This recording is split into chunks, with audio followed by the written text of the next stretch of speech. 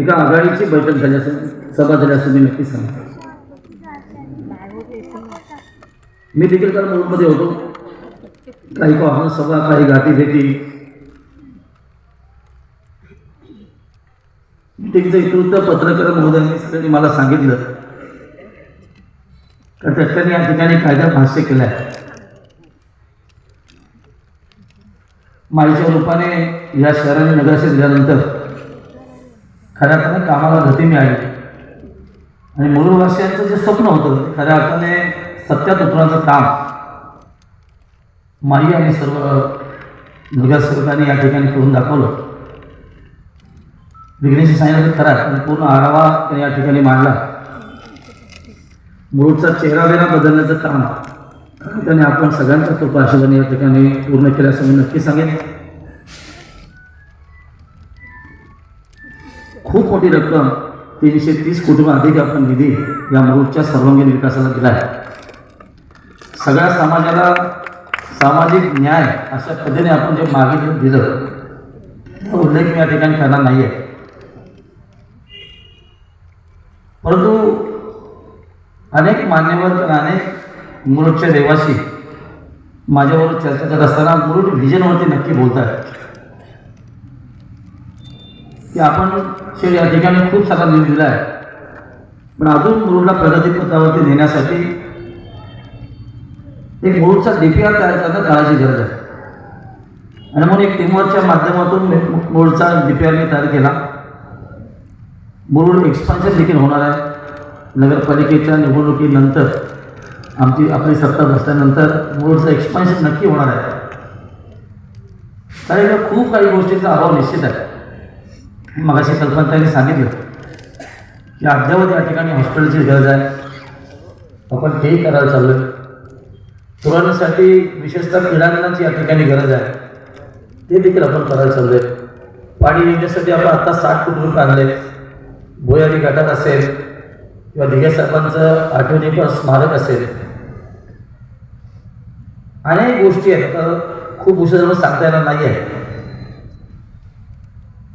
तटकरे साहेबांनी कधी काळी 10-11 कोटी रुपये दिले आणि त्याच्यावर 2 वेळा खासदार होत असताना लोकांनी योगदान देखील दिलं.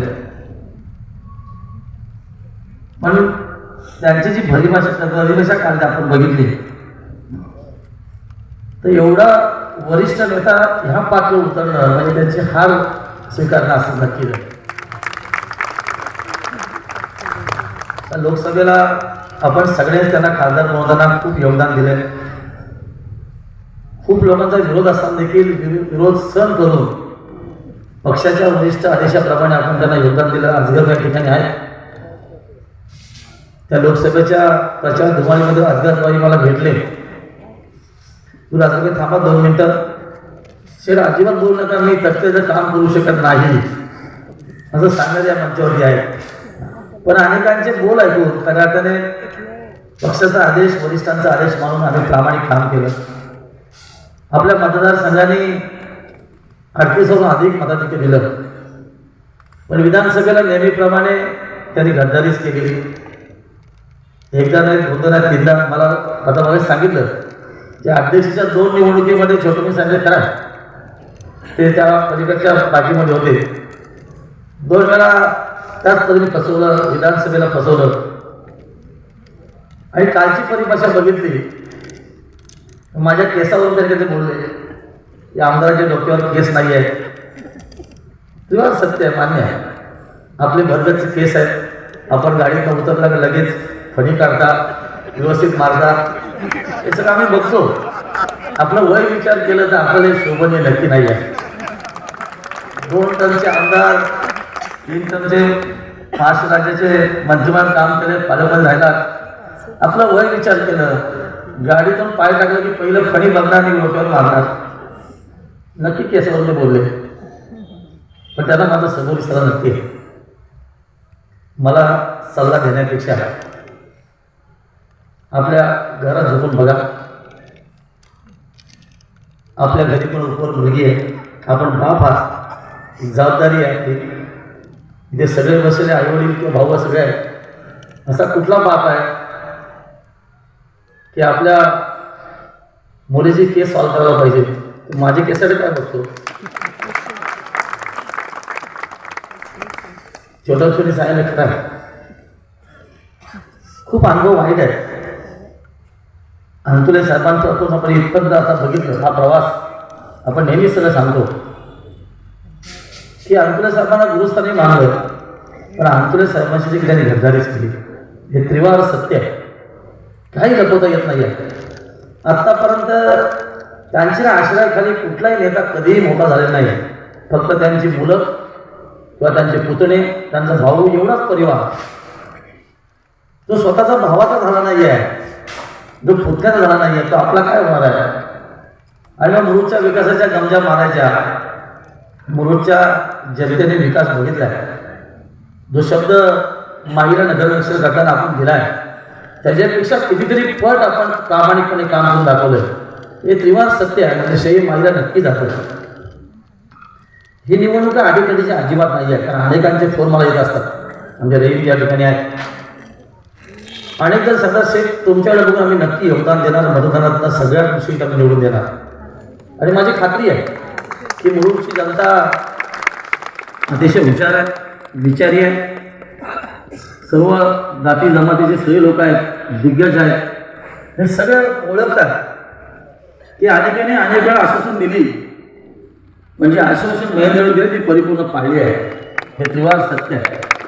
आणि म्हणून कधी काही 10-11 कोटीची पाणी योजना राबवली, ते आत्तापर्यंत लोकांनी त्यांना पाणी पाजलं, हेही त्रिवार सत्य आहे. 2 वेळा निवडणुकीत त्यांना मदतही केली आहे. एवढे वित्तमंत्री होते, महाराष्ट्र राज्याचे नगरविकास मंत्री होते, जलसंसाधन मंत्री होते, आपल्या धरणला आणलं का? नगरविकास असताना अशा कुठला योजना केल्या त्यांनी राबवल्या. आणि काल विजयांच्या अगोदर गमजा मारायचा प्रयत्न केला. या ठिकाणी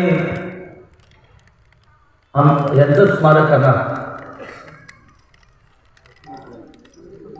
हा शिवसृष्टी उभी करणार. बघा, मुरुडच्या जनतेला असं फसू नये. आज उद्या जाऊन तुम्ही शिवला विचार, खाता जमा विचार, तर याच ठिकाणी उद्घाटन सोहळा लावला होता शिवसृष्टीचा. आम्हाला अभिमान निश्चित आहे की महाराजांनी सृष्टी कोणी उभं करत असेल त्याचा सन्मान करणं आमचं नक्की काम आहे. पण किती म्हणून त्यांना फसवायचं? आज माझं त्यांना खरंच चॅलेंज आहे मंचावर. खरंच शिवसृष्टीचा GR असेल तुम्ही उद्याच राजीनामा दे, उद्याच्या उद्या आणि GR दाखवायचं. तरी DPCचा फंड आणला आहे गार्डन डेव्हलपमेंटसाठी. बघू नये 70-72 लाख रुपये काहीतरी आणलं आहे. आणि बँगलोरवरती 2,68 लाख रुपये दिलं होतं. म्हणजे एवढं मूर्ख कोणाचं काम ते करतात. आणि काल जाहीर सभेत सांगतात की मी अद्यावत शिवसृष्टी उभी करणार आहे, ती पण 5 गुंठ्यामध्ये. आता 5 गुंठ्यामध्ये शिवसृष्टी उभी राहते का? त्याला विशेष जागा आपण हे करावी लागते, आणि ती कुठे असली पाहिजे ते जन्मत घ्यावं लागतं. पण काही बोलावं आणि आपल्या जनतेने स्वीकारावं असं होत नाही आहे. हे त्रिवार सत्य नक्की आहे. त्याने या मंचावर सांगितलं रेवसकरांचा जो पूल आहे त्या अंतुले साहेबांचं स्वप्न करायचं. मी पालकमंत्री असताना, म्हणजे तडके साहेब पालकमंत्री असताना, माझी पालकमंत्री मुलगी असताना आम्ही खरं सरकारकडनं मान्य करून घेतलं. कोटेश्वरीच्या जवळ ते नारळ हात लावा तरी मी राजीनामा देणार. तुला महाराष्ट्राने बघितलंय, विज्ञानी सांगितलं की आपण सगळ्यांनी पहिल्यांदा आमदार केल्यानंतर पहिल्या सभागृहातला पहिला प्रश्न अंतुले साहेबांच्या नावाने होता. कारण मी त्यांचा शिष्य आहे, मला सारखा अभिमान आहे. तर अंतुले साहेबांचे अनेक स्वप्न होते, त्यातलं एक स्वप्न म्हणजे रेवस रेड्डी रस्ता. आणि म्हणून मी आमदार झालो ते स्वप्न पूर्ण करण्यासाठी सभागृहात मी दाटून प्रश्न लावला. त्या पुलाला अंतुले साहेबांचं नाव द्यावं असं मी पण सूचित केलं. तसं लाईव्ह ठराव आहे असं कुठे आणि रेकॉर्ड मिळतं ते. तरी काल इथे खोटं बोलले की आमच्या सगळ्या आताच प्रयत्नांचा वाला. लोकसभेला कधी मंचावर बोलले नाही, ते आम्ही आणला तर मी मंचावर होतो. हे त्रिवार सत्य आहे. म्हणजे किती खोटं बोलायला अंत निश्चित आहे. मेडिकल कॉलेज संदर्भात त्यांनी माझ्यावर आरोप केला की आमदार 2 वर्ष काम थांबवलं. मेडिकल कॉलेजचं काम मंजूर झाल्यानंतर आदरणीय पवार साहेब त्या ठिकाणी उद्घाटनाला आले, तर हेही महाशय त्या ठिकाणी होते. मी स्थानिक आमदार देखील मला बोलवलं नाही. असं असताना 2 वर्ष काम जर बंद होतं ते सुरू करण्याचं काम मी केलं आहे. कदाचित तटके साहेबांनी विसरले असतील, तर माझ्या तालुक्यातला तो मेडिकल कॉलेज आहे. आणि RCFची जी त्या ठिकाणी इमारत दिली ती महेंद्र दिली, तटके साहेबांनी दिली नाही आहे. तुम्ही कधीही प्रोसेस करून बघा. मुरुडची जनतेने काय टाळ्या खूप वाजवल्या या सगळ्या गोष्टीवरती. आपण बघितलं छोटम शेट्टी विषयी त्यांनी त्रिवार सत्य सांगितलं की खरं आहे, लोक सगळं छोटम शेट्टी देखील त्यांचं मनापासून काम केलं. तर छोटमचा प्रसंग ओळखल्यानंतर कधी त्याचा फोन देखील केला नाही त्याने.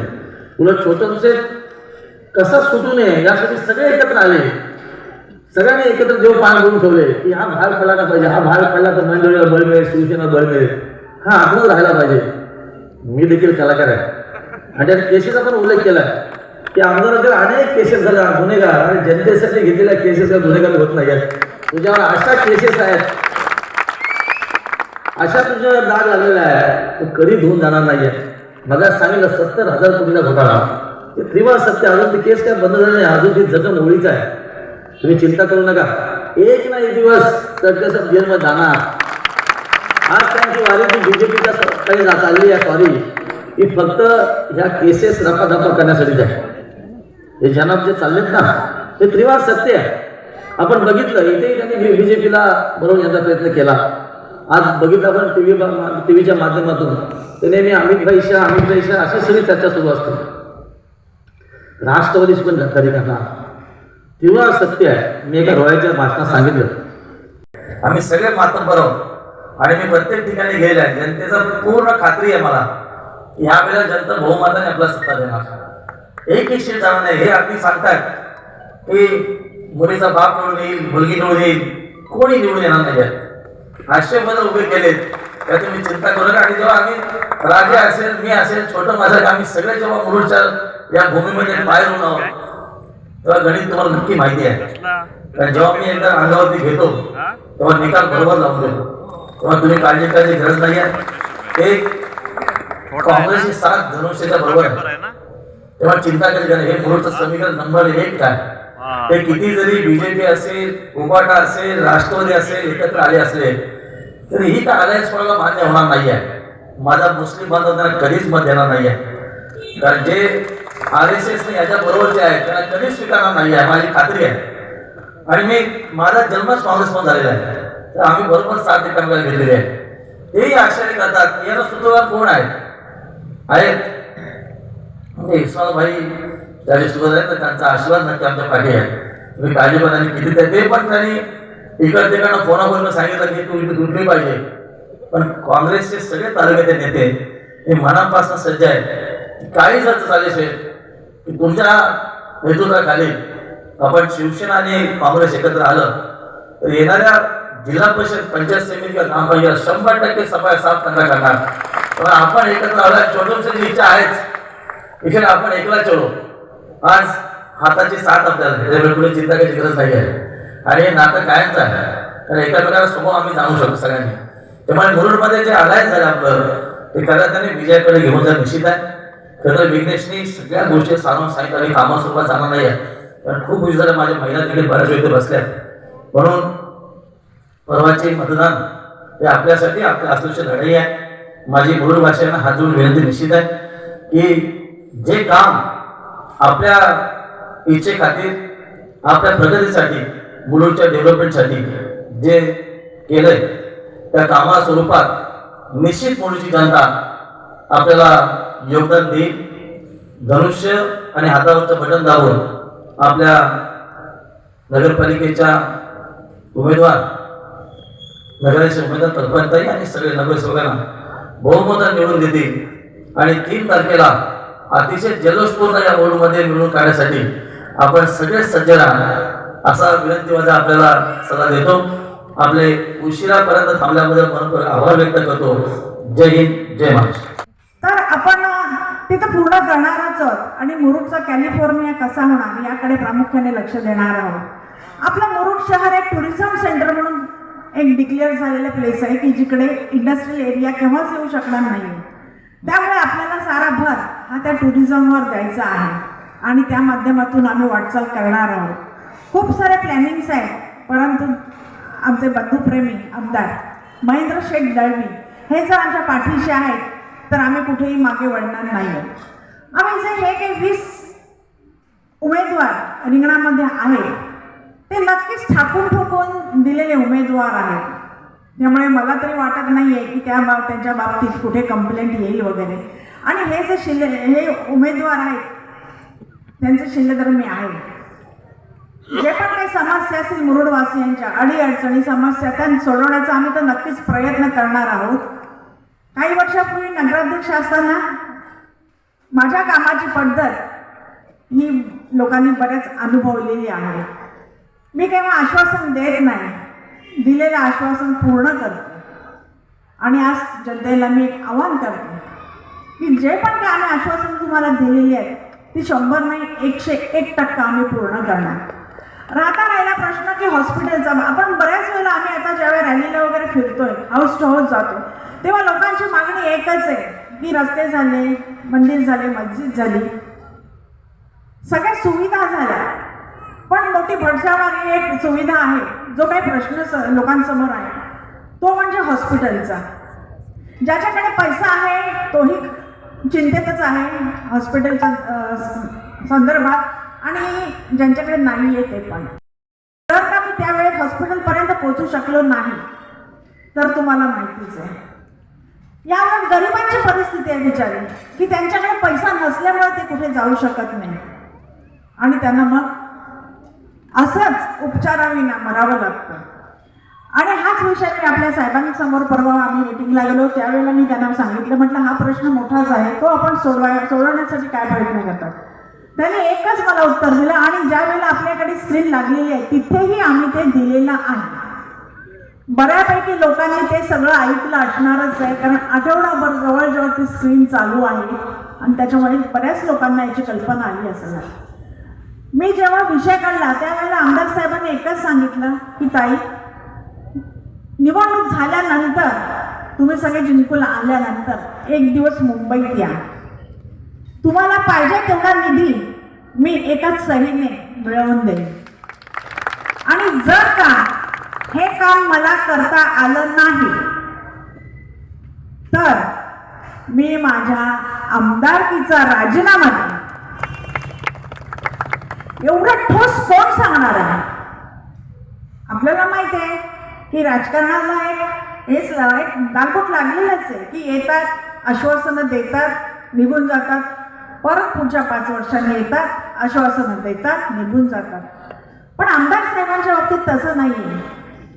त्यांनी ठोस सांगितलंय की जर का हे काम मला करता आलं नाही तर मी माझ्या पदाचा राजीनामा देईन. टाइम्स डिजिटलला लाईक करा, शेअर करा, सबस्क्राईब करा आणि बेल आयकॉन दाबायला विसरू नका. Times digital.